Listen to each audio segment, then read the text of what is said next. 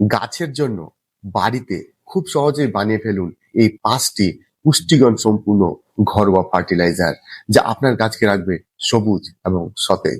1 নম্বর, কলার খোসা। এই কলার খোসা পটাশিয়ামের একটা দারুণ উৎস, যা ফুল ফোটাতে সাহায্য করে।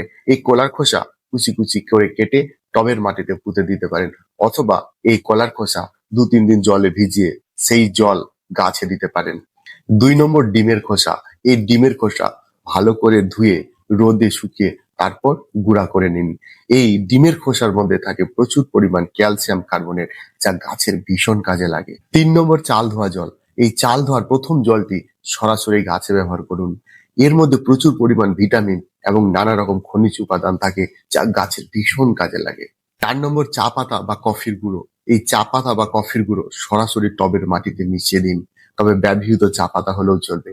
এই চা পাতা মাটির গঠন উন্নত করে এবং প্রয়োজনীয় পুষ্টি উপাদান গাছ কিন্তু এখান থেকে পেয়ে যায়। 5 নম্বর, সবজি বা ফলের খোসার কম্পোস্ট। রান্নাঘরের সবজি বা ফলের খোসা, যেমন আলু, পেঁয়াজ, শসা, গাজর কিংবা কমলা লেবুর খোসা একটি পাত্রে রেখে পচিয়ে কম্পোস্ট তৈরি করে নিন। এটা ভিটামিন এবং খনিজ সমৃদ্ধ একটি জৈব সার।